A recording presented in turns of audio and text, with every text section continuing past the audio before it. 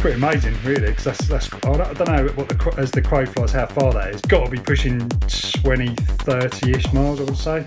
Right guys, welcome back to the channel. Hope everyone's doing well. So today's video is going to be about VHF. Quite a few of you have requested a video on 2 meter operation. So the most popular VHF hand band is the 2 meter band. This is 144 to 146 megahertz. You need a license to operate on this, guys, so if you haven't got one, don't try and talk to anyone on there. But you can do it in the UK on a basic foundation license. So you can pick up like a Handheld, Handheld, talked about those before, and then you can start operating straight away.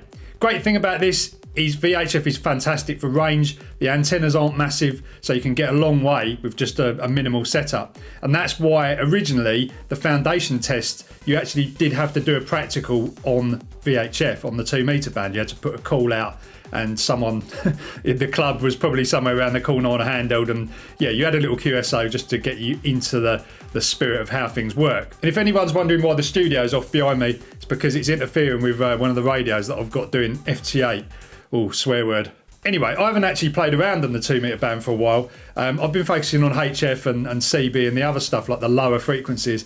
But when you go back on 2 meters, it is quite refreshing if you haven't been on there for a little while. So what I decided to do was put up a vertical antenna. So I've got a collinear, it's called a Diamond X50. It's a great antenna. It's probably the most basic, simple antenna that you'd want to use if you want to set up a home-based station on the 2 meter band. Now I've had my Diamond X50 vertical antenna for quite a while, and it's been on various different houses, and it's been in storage up until now. So I decided to dig it out and stick it on the top of my fiberglass pole, which is a telescopic pole, and it can go up about 35 feet. You need height with VHF. Height is might, as they say. Here's the X50. We can put this up about 35 foot on this telescopic pole. Another Kirby stroke temporary.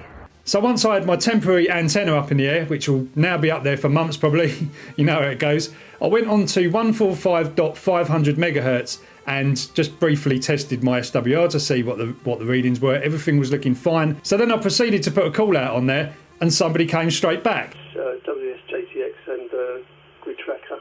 But we had a really good chat actually, so thanks Damien for coming back to my call. It's funny actually, because he actually watched the videos and he said, are you the same Andy Kirby that...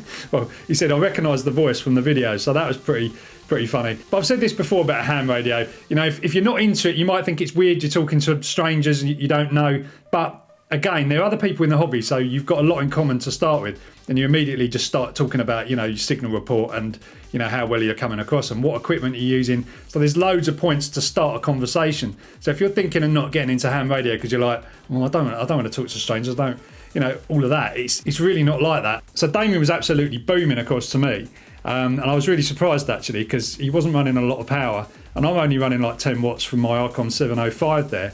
But yeah, we were having a perfect two-way, no problems at all. That's the great thing about VHF. When you get a good signal path, it's very, very clear, and it's really nice to listen to. Anyway, so in my experimental nature, what I thought was, when he's coming through so well, I wonder if I can actually hear him on the Handheld. So I tried to get my Handheld out, the FT5, just tune to the same frequency, and see if I could receive him on that. I'm on the side of the hill facing Actually, and actually get a bit of a signal. My air was shooting right over the top of that. Definitely something there.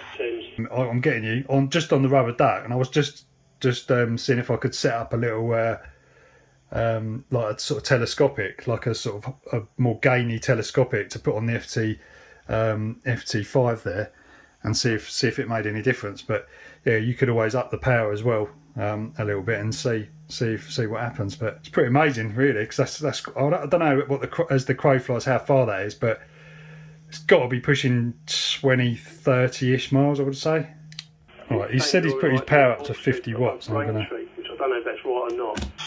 So yeah, there he is. But yeah, don't worry about the people in A stage, mate. You know what I mean? Yeah, that's not my skill. You're just jealous because you've got the toys. That's all it is. It's as simple as that. You know, and you're experimenting, mate. You're going out, you're playing, you're doing what, and you're making it fun. And that's the thing. People will watch your videos, and it's the toy with getting back in, either be it 27 megs or something else. They're going to do it. I mean, my 27 megs out of here is like I said, my Anytone 66, but the only problem is I've only got like a little Midland, you know, one of the like 3 foot base station antennas in the loft. So yeah, nice words of encouragement there from Damien about the haters situation on YouTube. Yeah, it's got really bad lately. Anyway, we won't talk about that. So as you can see, I could actually pick him up on the handheld as well with the longer antenna. If I was outside, I'd probably manage to do it on just the little rubber duck.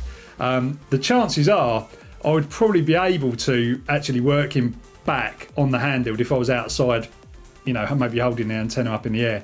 Chances are we probably would have been able to do that, but it was just way too cold to try it. So that's the cool thing about all this. You can experiment, you can, you know, mess around with different setups, and that's what I just love about the hobby. It's just really cool.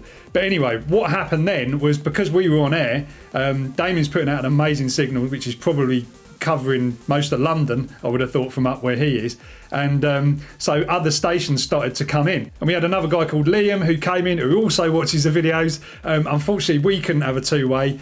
He was in Croydon, but unfortunately we couldn't have a two-way conversation because his antenna, I think, was a bit lower. But he was running around trying to, you know, patch a different antenna up, one that he had in the loft, to try and, you know, get a QSO. So again, great spirit of ham radio, all good fun. So have an over, mate, and you know, what's your name, where you are, blah blah blah, and pass it over to Andy from 2E0 UI.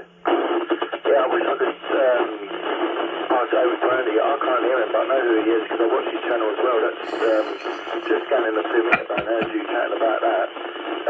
Yeah, if you can relay a message to him that I watch his channel as well. I like what he's doing. I'm on the antenna now. It's on the back of the garden gate. Very, very low down. I'm down in just past Croydon, so I take it you must be somewhere close because you're coming through really clear. I can't hear Andy, but I know who he is, and I watch his channel as well. So that was cool. And then You heard him, Andy? yeah, I've got him, G0LLY. Yeah, it's Andy over at M6JK. Back to you. Hello, Andy. I thought I recognised your voice. I'm one of your subscribers, mate. Enjoy your videos.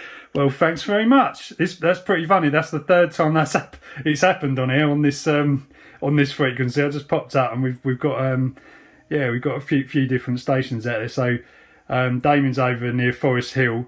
There's another station that's just gone to try and sort his area out so he can have a chat. But and he's in Croydon. So yeah, whereabouts are you there? What's the name? And thanks for subscribing.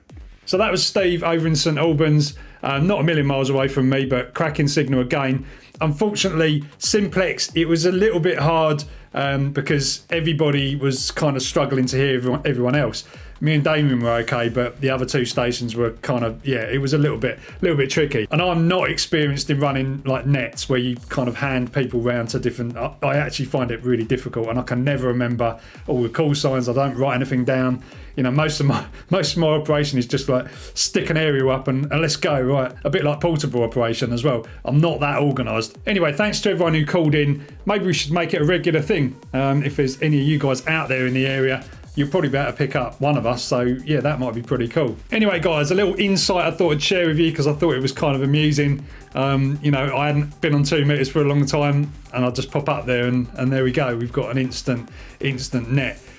So it just goes to show you that there are people out there on 2 meters. A lot of people say, oh, it's dead, there's no point. But yeah, just put a call out and see what happens. You might end up having a nice chat with a fellow ham about your interests. Anyway, guys, hope you've enjoyed this one. Don't forget, like, subscribe, do all the usual stuff. Join our Discord, links down below. We've got a ham radio channel now. So enjoy. Catch you in the next one.